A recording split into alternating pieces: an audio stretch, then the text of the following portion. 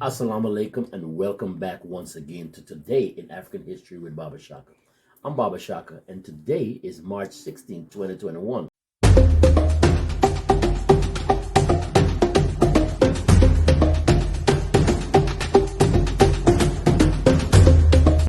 We are just about halfway through Women's History Month, where we honor the achievements and contribution of the women in our history. Today, inshallah, we'll take a look at an African woman who was born in Trinidad but made her mark in the US and the UK.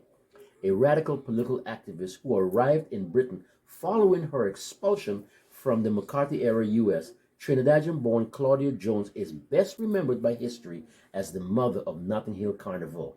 A journalist, communist, feminist, black rights campaigner, and gifted orator, she was also an indomitable figure in the early struggle for racial equality and worked tirelessly throughout her short life to promote revolutionary politics worldwide. Miss Jones was born in 1915 in Port of Spain, Trinidad. Originally known as Claudia Cumberbatch, she was a descendant of the enslaved once owned by the Cumberbatch family. When she was 8, her family moved to Harlem in New York. Though her father found work, the family was poor and lived in substandard living conditions.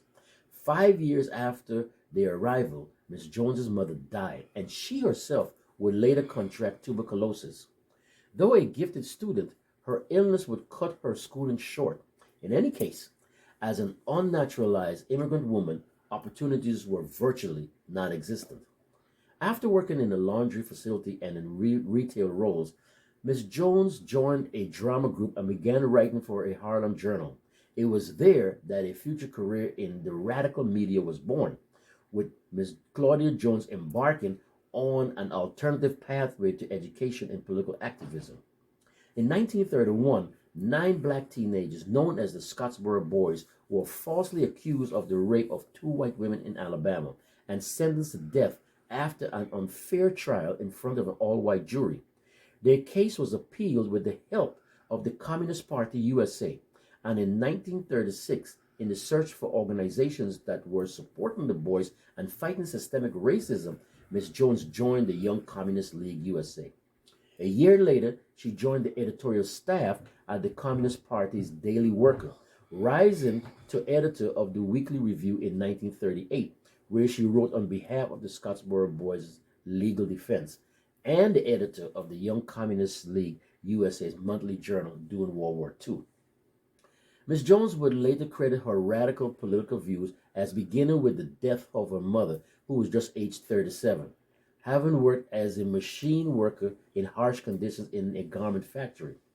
Her death led Miss Jones to, quote, develop an understanding of the suffering of my people and my class and to look for a way to end them, unquote, recognizing that the degradation of black communities in America was shared to a degree by the non-black working classes.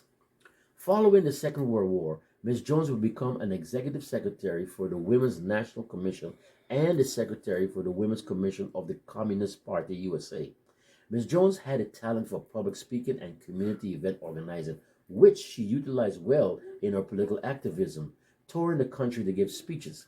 In 1953, she became the editor of Negro Affairs, continuing to write passionately about the intersection of Marxism, arguing for the emancipation of black women as fundamental to class and race-based revolutionary politics.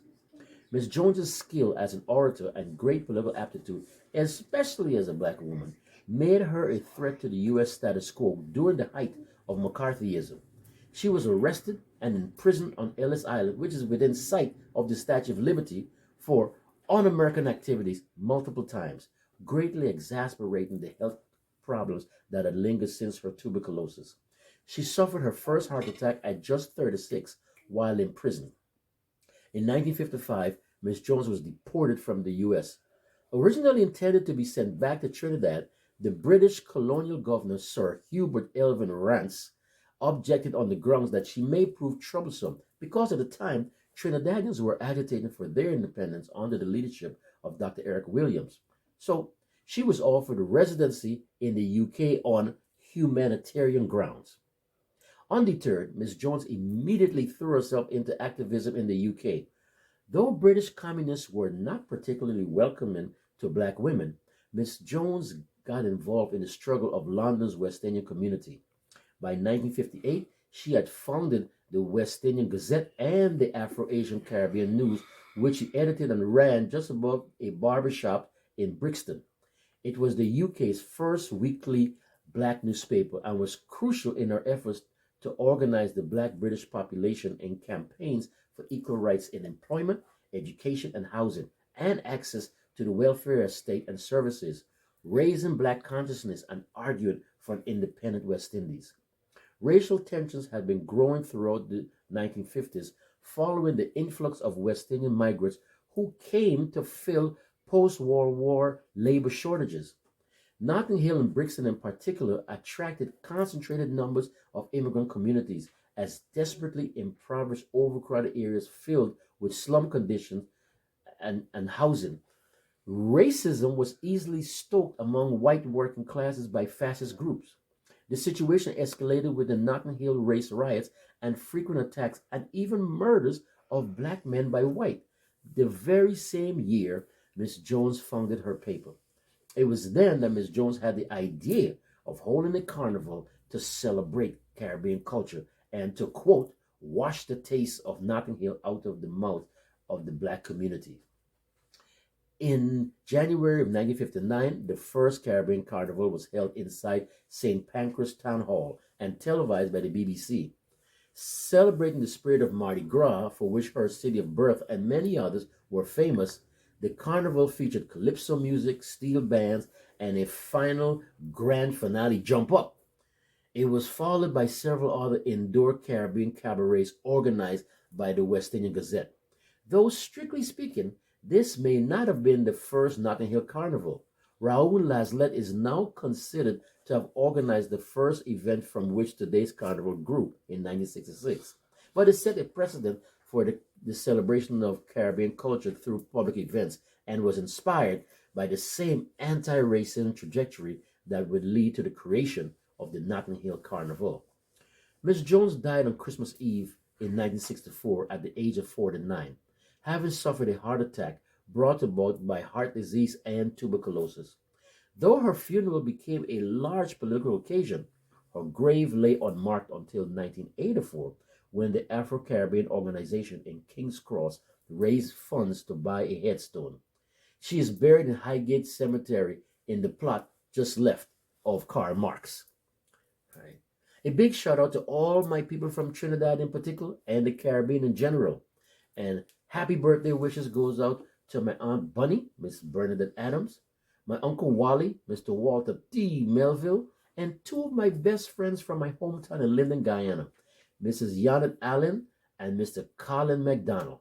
I pray that this birthday is the best you all have ever had, but not as good as next year's, inshallah. A big thank you to all of you who have subscribed to this channel. Your support is greatly appreciated.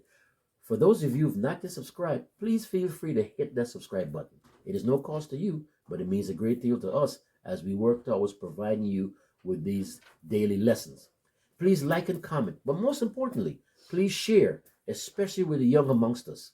So, until tomorrow, inshallah, this is Baba Shaka with Today in African History. Masalam.